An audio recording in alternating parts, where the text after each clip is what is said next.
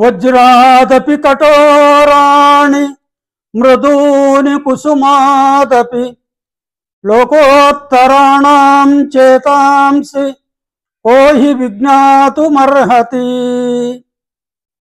సత్పురుషుల యొక్క మనస్సులు ఎప్పుడు ఏ విధంగా ఉంటాయో తెలుసుకోలేము అని చెబుతున్నారు ఈ శ్లోకంలో.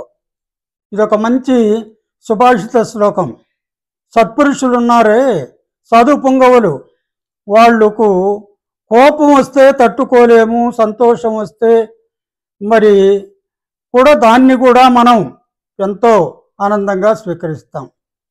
కానీ వాళ్ళ కోపం వచ్చేప్పుడు ఎట్లుంటాయి వాళ్ళ మాటలు అంటే వజ్రాదపి కఠోరాణి.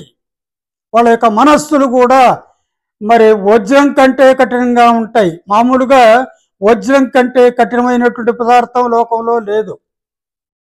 అలాంటి వజ్రం కంటే కఠినంగా ఉంటాయి సత్పురుషుల యొక్క మనస్సులు వారికి కోపం వచ్చినప్పుడు.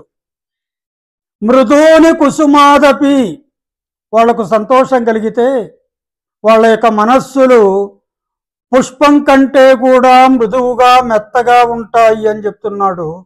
కాబట్టి పెద్దల ఎడల, సత్పురుషుల ఎడల జాగ్రత్తగా ఉండాలని ఈ శ్లోకంలోని భావం.